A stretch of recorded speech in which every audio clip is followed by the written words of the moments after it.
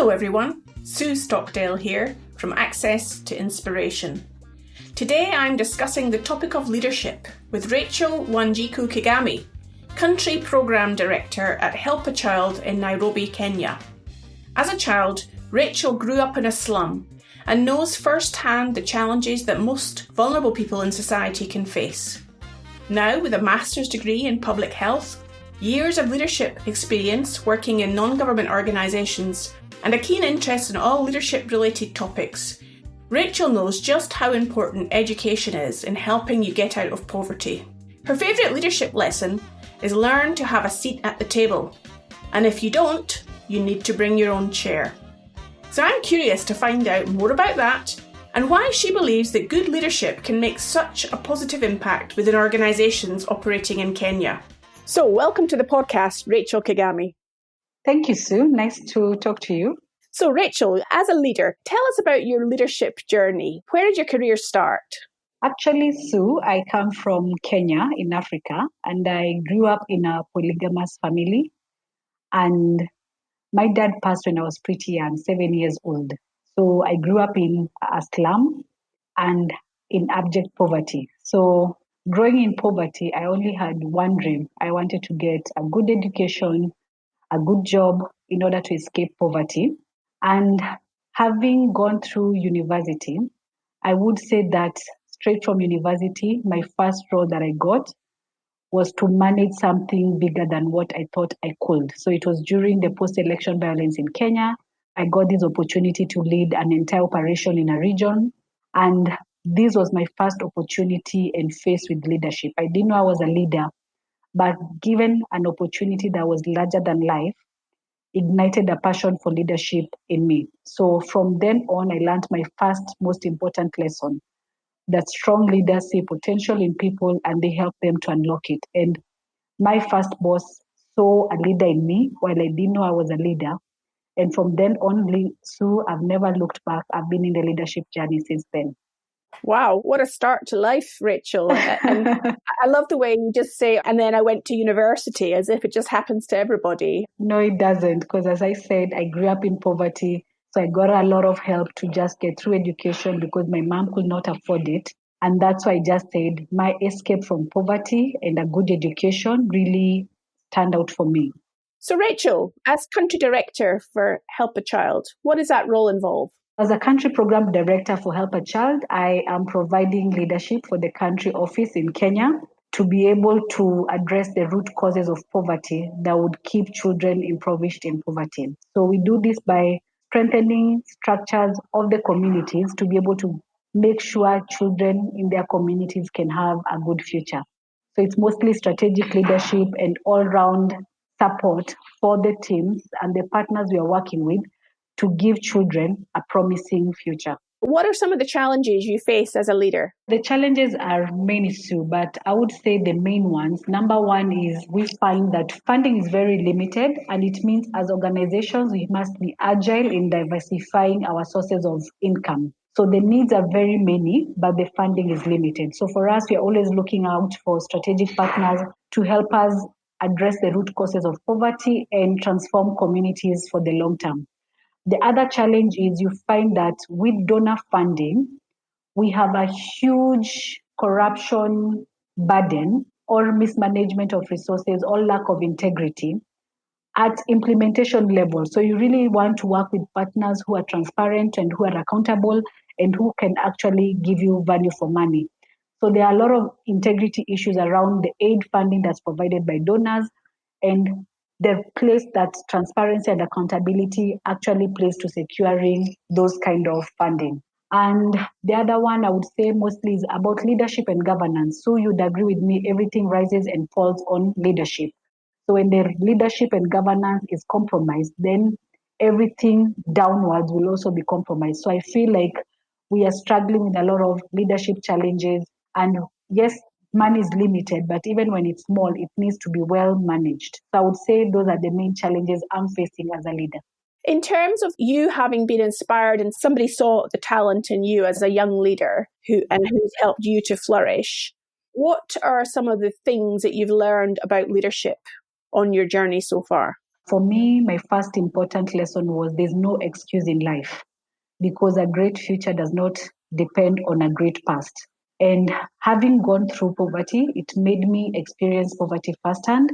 And it now helps me in my current role as the country program director for Help a Child to be able to address the root causes of poverty. So in Help a Child, we implement sustainable initiatives so that we can improve the social and economic opportunities for the most vulnerable. So ideally, I would say my past has a huge role to play because actually right now, every experience I'm using is what I went through, and I can actually have the hands-on knowledge and skills to actually help people to also come out of poverty. My second important lesson that I've learned is a seat at the table. So if you don't have a seat at the table, you need to bring your own chair. And I was really blessed to have very good line managers in my career as I started off. My line managers who allowed me to bring my own seat. And my own seat was the unique attribute that only Racheal could meet that need. So continuously identifying a need and meeting that need helped me to always have a seat at the table from a very young age in my career. So straight from university, I got a leadership position, a position that I was not even qualified to have. I self-doubted myself, but my boss believed that I could actually do it, and he really supported me. So for me, I also learned with a seat at the table that when you're promoted beyond your capacity, you grab the opportunity and you learn on the job. And that's what I did with the help of my former boss. Looking at my journey, the ability for us to actually solve concrete problems that help us to have a consistent seat at the table. And even when that seat is not there, there's no one who's impeding you from bringing your own seat.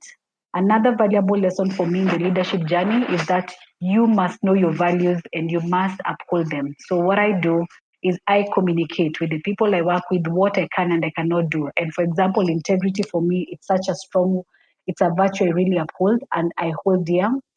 And for me, it's really important for people to know that I cannot compromise so that from the word go, when they see me compromising, they will hold me accountable.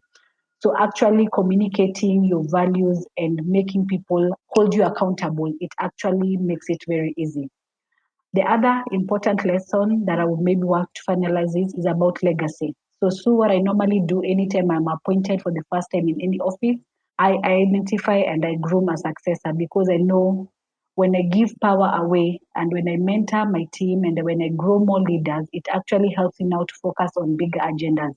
So for me, I'm really happy when I see people who can do and excel even in what I'm doing so that they can quickly replace me because what happens when you're gone is actually your legacy. And for me, I believe your legacy is every life you have actually touched. So those would be some of the most important leadership lessons for me. Well, there's a lot of things for us to take from what you're saying there, Racheal. And it seems to me that in order to have reflected upon those leadership lessons, that leadership isn't just about doing, it's also about thinking. Would you agree with that? Very true. You can't separate them. And yet we all live in a very busy world and we're expected to deliver results, which often then has a focus on doing and less so on thinking.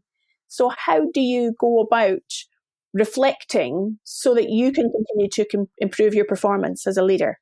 So what I actually do, Sue, I believe that learning or education, it's not just book knowledge. For me, I believe the security guard, the gardener, the flowers, the butterflies, they all have valuable lessons that they can actually teach us. So for me, how I continue learning and I keep learning is I invite correction on the spot because one, I know I'm not perfect. So I let my team know they can actually give me feedback because there's recall bias, there's also the perception when did this happen. So actually giving them the green light to give me correction on the spot is a huge learning opportunity for me. And also for me, I also look at every experience and every person, regardless of their place in society or in the structure of the organization, as a valuable lesson if only you give them the opportunity to teach you something. And of course, learning from experience. We are not perfect, we make mistakes. So I look back into what I would have done and what I would have done differently. And I also help to actually improve. But the one thing that has really helped me, Sue, is mentors. I feel mentors and coaches are actually a shortcut to life in this sense. I do not have to repeat a mistake that someone who's gone ahead of me has already done. So approaching mentors with major decisions in my life and my career from the very onset of my career has helped me to actually make sure that I'm applying the best lessons and I'm keep challenging myself. So my mentors are ahead of me, they keep challenging me and they guide me in terms of doing things differently. My sense is, Racheal, that you have a belief that there's infinite amount of support out there that can help you to achieve your goal, that you can learn from nature, from other people, from other organizations in all different places. What could you encourage other leaders to do to be able to tap into a wider set of resources? Because my observation is leaders often don't look elsewhere for help. When you look at the experiences of other people, when you look at something that is time tested, it saves you both time and money to reinvent the wheel. So for me, if it's working and there are good lessons I can apply, I really want to learn from the best. So I would really encourage leaders, if you have an organizational challenge, benchmark and see which other organizations actually have succeeded in doing something that you're interested in. Of course, to mention is there's no one size fits all approach. Every leader must look at their context and try and custom make it a solution to what would work for them. But for me, I really feel there's a lot of value in actually benchmarking with best practices, looking what has worked elsewhere, and localizing the solutions that are actually available. And also, so we are living in an era of technology. At a click of a button, I can get a book, I can get a video, I can get some guidance on how to do something that I do not know. So there's the role of technology and social media that can actually help leaders to be able to keep learning other than just looking inwardly at themselves. So you really are grasping the world and the opportunities that are out there to help you to be most effective. Does technology play a role in your organization and what you do with Help a Child? So at Help a Child, we are now in the process of developing our strategic plan for the next 5 years. And among the conversation we are having, if you're to just check the trends that are actually happening, technology will be a huge defining factor for success in the next decade. So for organizations that are not already using technology, it's a call to action to already beginning that. And I'm very glad that at Help a Child, we're already making use of social media. We're making use of fundraising using the digital platforms, mobilizing resources, sharing our reports, using online platforms. And we hope to even do more in terms of using the technology in the next decade. It's really making a big difference to how you operate as a leader. Very true. And also just to mention, if you are not aware, Kenya has been in the lead in terms of technological advancement using mobile platforms to both share messages, to send money, to even give relief instead of handouts. So you just send money to a family. So technology is the now and is the future. Tell us more about that then in terms of how it helps families.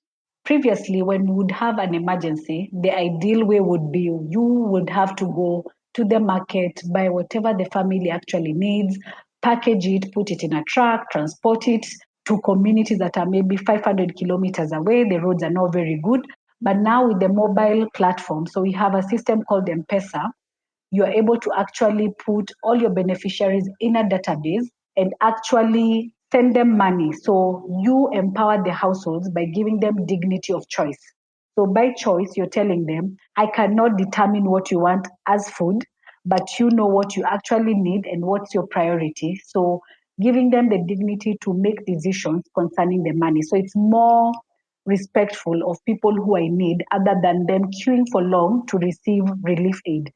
So mobile platforms of money banking has really come a long way to help NGOs in Kenya and globally to reduce the cost of doing business by making sure we have value for money while we are helping the most vulnerable.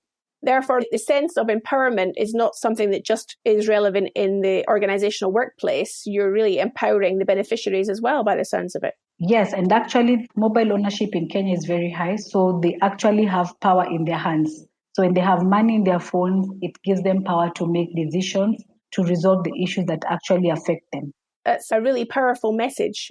As a leader then, I'm sure your leadership journey hasn't finished yet, Racheal.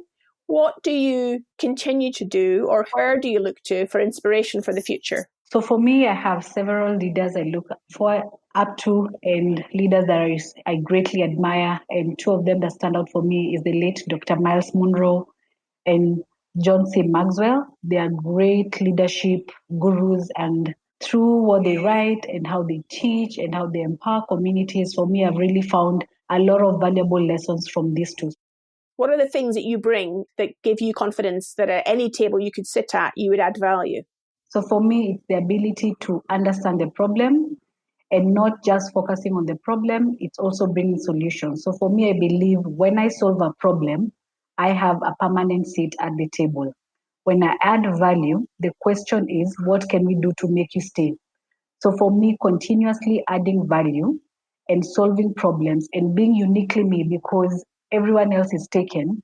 So for me, as a person, I know the strengths I bring to the table. I know my limitations, but I'm solution oriented. So for me, it's let's look at the problem, let's understand it. And before we can go and implement a solution, it's the right understanding that the people who are facing the problem are actually the ones who are better placed to solve it. So for me, my role as a leader is to co-create the ideal future with the people we are leading so that at least there's good ownership. I would say my great strength and skill at the table is my problem solving skills so that we can be able now to address the root causes of poverty holistically. That's amazing. In terms of having work-life balance, which is another facet that is talked about a lot these days, how do you manage to get any of that? So I must say it's not easy, but I try to keep work at work and home at home. So for me, I really love being a wife and a mom. I love traveling. So one of the key things that give me energy is service. And I serve in my local church where we do a leadership program that reaches out to inmates in prisons, in schools and communities. But when I'm not doing my voluntary leadership training, I'm happy being at home with my family and also traveling. But I must say it's not easy. You must be really deliberate to have a good work-life balance. And if you were to give some top tips to future leaders who may be listening to this podcast, from the things that you've learned over the years, what would be your offering to them? So number one, just be authentic. Everyone else is taken. Don't copy paste. Don't try being someone else. Be authentically you. Number two, as long as you're solving a problem, you are in it for the long haul. And number three, let your values drive you. Don't compromise on your values as a leader. And as a leader, when you compromise on your character and integrity, people cannot forgive that. The one thing people cannot overlook are shortcomings in character and integrity. Guard it with all that you have because once it's gone and it's easily kept than recovered. And of course, always leave a legacy. What happens when you're gone is your legacy. We might not be here for long, but just do something that will show you've actually touched a life. Racheal, that's brilliant. Thank you so much for your time today. It's been great to talk to you. Thank you, Sue. Really nice having this conversation with you. Well, I hope you enjoyed hearing from Racheal Kigame about her work as a leader in Kenya. The key message that I took away was no matter what start you have in life, education can have a massive impact on your journey later on. I wonder what it caused you to reflect on. If you enjoyed this podcast, please take a moment to leave us a review on Apple Podcasts or whatever platform you're using, or tell your friends about the podcast too, so that we can continue to reach more listeners and inspire them too. That's all from me, Sue Stockdale. Next week, I'll be speaking to Chris Finn, Head of Podcasts at DC Thomson, about what makes podcasting such an exciting medium of communication. I hope you'll join us then.